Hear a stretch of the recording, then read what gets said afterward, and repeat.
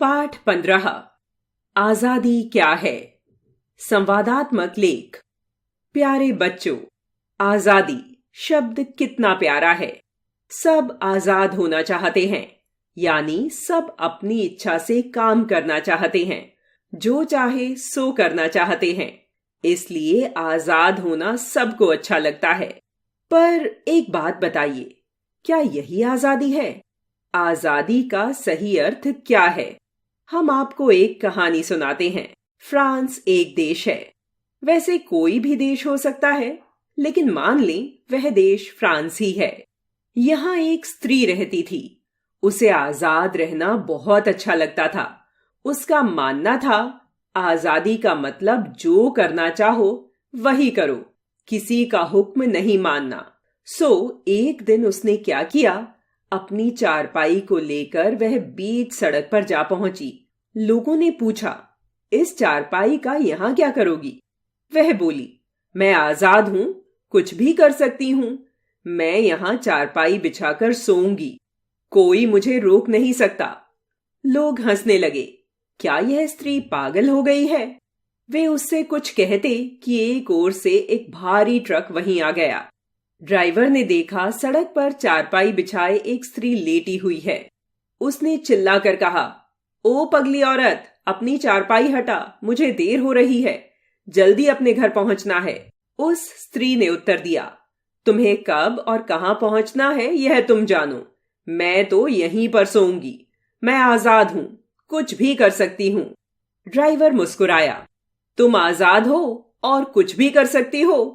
ठीक है, तब मैं भी आजाद हूं, कुछ भी कर सकता हूं। मैं अपना ट्रक इसी रास्ते से ले जाऊंगा। अगर तुम और तुम्हारी चारपाई दोनों नीचे आकर कुचल जाते हैं तो इसमें मेरा दोष नहीं होगा। और सचमुच उसने अपना ट्रक आगे बढ़ाया। उस स्त्री ने देखा कि वह ट्रक तो उस पर चढ़ा चला आ रहा है, तो वह चिल्लाई और फिर चारपाई उठाकर वह भाग खड़ी हुई। न भागती तो कुचली जाती। बच्चे, यह न समझना कि ऐसे आदमी किसी एक देश में होते हैं। संसार के हर देश में हर तरह के आदमी हैं। सब आजाद होना चाहते हैं। सब आजादी का मनमाना अर्थ लगाते हैं, लेकिन वे यह नहीं जानते कि आजादी केवल बंधनों से मुक्ति पाना ही नहीं। सुनिए, एक और कहानी आपको सुनाते हैं। हमारी इस कहानी का नायक हमारे देश का है। उसका नाम है बाबू बनवारी लाल आजाद। वह अपने आप को आजाद मानता है और यह भी मानता है कि आजाद होने का मतलब है कुछ भी करना। एक दिन शाम को जब वह घर लौटा तो बहुत खुश था। उसकी पत्नी निर्मला बहुत अच्छी स्त्री थी। पति को खुश देखकर उसने समझा कि जरूर अफसर ने खुश होकर उसके वेतन में बढ़ोतरी कर दी है। लेकिन बाबू बनवारी लाल की खुशी का कारण कुछ और ही था। उन्होंने अपनी पत्नी को बताया, आज मुझे ऐसी तरक्की मिली है जैसी आज तक किसी को नहीं मिली। निर्मला की समझ में कुछ नहीं आ रहा था। बोली, पहेलियां क्यों बुझाते हो? सच बताओ, आज आपको क्या मिला है? आजाद साहब बोले, सुनो, आज मैं सचमुच आजाद हो गया हूं। आजाद यानी स्वाधीन। निर्मला चकित सी बाबू साहब की ओर देखने लगी। उसके मुंह से इतना ही निकला, मैं आपका मतलब नहीं समझी। आजाद साहब हंसे, बोले, आज से मैं आजाद हूं, अब मुझ पर कोई हुक्म नहीं चला सकेगा। यह सुनकर निर्मला एकदम घबरा गई। उसके मुंह से एक शब्द नहीं निकला। आजाद और जोर से हंसे, बोले, बस डर गई? निर्मला ने उत्तर दिया, डरूं न तो क्या करूं? यह आपने क्या किया? इसी नौकरी के सहारे तो हम जी रहे हैं, अब क्या करेंगे? बाबू बनवारी लाल आजाद ने बड़े गर्व से सिर उठाकर कहा, जो जी में आएगा करेंगे। चारों तरफ आजादी की पुकार है। मजदूर आजादी मांगता है, स्त्री आजादी मांगती है, विद्यार्थी आजादी मांगते हैं, नौकर आजादी मांगता है। एक तुम हो कि खुश होने के बजाय रो रही हो। निर्मला सचमुच रोने लगी। बोली, रोऊं न तो क्या करूं? अब खाना कहां से बनेगा? कपड़े कहां से आएंगे? बच्चे कैसे पढ़ेंगे? बाबू साहब पर किसी बात का कोई असर नहीं हुआ। उन्होंने मुस्कुराकर इतना ही कहा, यह सब सोचने से छुट्टी पाने के लिए ही मैंने आजादी पाई है। अब मैं सोचूंगा नहीं, जो जी में आएगा करूंगा। अब सचमुच बनवारी लाल ने वही करना शुरू कर दिया। सबसे पहले उन्होंने हारमोनियम निकाला और छत पर जाकर पंचम स्वर अलापने लगे। कुछ ही देर में बहुत से व्यक्ति छतों पर उन्हें देखने लगे। उन्हें लगा कि बाबू साहब पागल हो गए हैं। उनके पड़ोस में एक शर्मा जी रहते थे। वे दौड़ते हुए आए और बोले, ए आजाद साहब, यह आपने यहाँ शोर क्यों मचा रखा है? यह राग बंद कीजिए। आजाद साहब ने कहा, जनाब, मैं गाना गा रहा हूं, आप मुझे रोकने वाले कौन होते हैं? शर्मा जी बोले, यह गाना है, और अगर गाना ही है तो नीचे जाकर अपने कमरे में जाकर गाइए। मेरी लड़की को निमोनिया हो रहा है, आपका यह शोर सुनकर उसे बेचैनी होती है।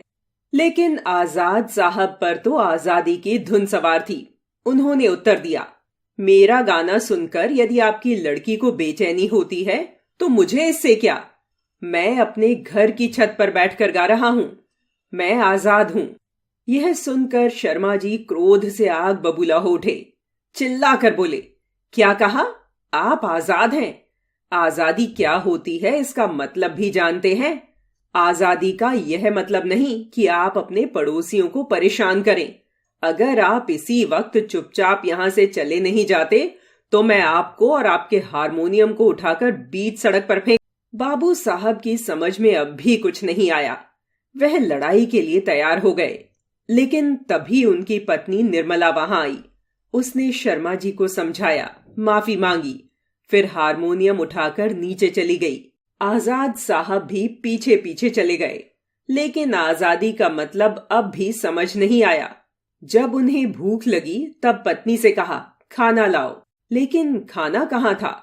वे अकड़ते हुए बाजार पहुंचे और अनाज वाले की दुकान पर जाकर बिना कुछ कहे सुने अनाज उठाने लगे। दुकान मालिक ने चकित होकर उनकी ओर देखा और कहा, यह आप क्या कर रहे हैं?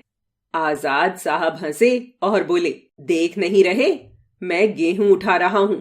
दुकान मालिक ने कहा, वह तो मैं भी देख रहा हूं कि आप गेहूं उठा रहे हैं, लेकिन बिना पूछे और बिना दाम चुकाए आप कैसे उठा सकते हैं? बाबू साहब बड़े जोर से हंसे। कैसे उठा सकता हूं? मैं आजाद हूं, मुझे कुछ भी करने का अधिकार है, तुम मुझे रोक नहीं सकते।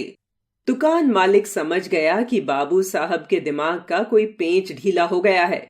उसने कहा, आपको गेहूं उठाने का अधिकार है तो मुझे भी पीटने का अधिकार है। और यह कहकर वह मारने को उठा। लेकिन इससे पहले कि बाबू साहब को मारता, कुछ लोगों ने समझा बुझाकर शांत किया। यह अकेली एक कहानी नहीं थी और एक दिन की कहानी भी नहीं थी। हर वक्त बाबू साहब आजादी के नाम पर मनमानी करने को तैयार हो जाते थे। बेचारी निर्मला बहुत दुखी हुई। उसने डॉक्टर को बुला भेजा। सब कुछ सुनकर डॉक्टर साहब ने बाबू साहब से कहा, आजाद साहब, आप तो बहुत समझदार आदमी हैं। ऐसा लगता है आपकी तबीयत कुछ खराब हो गई है। आजाद साहब एकदम बोले, नहीं नहीं, मेरी तबीयत बिल्कुल ठीक है। मैं बिल्कुल आजाद हूं। मुझे आपकी सलाह की जरूरत नहीं है। डॉक्टर साहब ने शांत भाव से उत्तर दिया, बेशक आप आजाद हैं, लेकिन मैं भी तो आजाद हूं। हाँ हाँ, आप भी आजाद हैं, जो चाहे कर सकते हैं। तो मैं आपको पागल कुत्ते के काटने का इंजेक्शन लगाता हूं। लेकिन मुझे तो कुत्ते ने नहीं काटा। डॉक्टर साहब ने कहा, मेरा मन कहता है, क्योंकि मैं आजाद हूं, मैं केवल इंजेक्शन ही नहीं लगाऊंगा, आपके दिमाग का ऑपरेशन भी करूंगा। मुझे लगता है उसमें छिपकली घुस गई है। आजाद साहब एकदम बौखला उठे। जितनी ही जोर से वह कहते, मैं आजाद हूं, उतनी जोर से डॉक्टर भी कहता है, मैं भी आजाद हूं, जो चाहे कर सकता हूं। अब तो जैसे बाबू बनवारी लाल को आजादी का अर्थ समझ में आने लगा। सोचने लगे, यह कैसी आजादी है? यह तो बंधन है, बड़ा कड़ा बंधन। डॉक्टर ने उन्हें सोचते देखकर कहा, हाँ हाँ, सोचने की आपको पूरी आजादी है, लेकिन दूसरों को दुख देने की आजादी नहीं। आप दूसरों को दुख देंगे तो वे भी आपको दुख देने के लिए आजाद हैं। आप आजाद होना चाहते हैं, सुखी होना चाहते हैं तो सबको सुख दें। आप वही सुख पाने के अधिकारी हैं जिससे औरों को भी सुख मिले। महज सुख पाने की सुविधा का नाम आजादी नहीं है।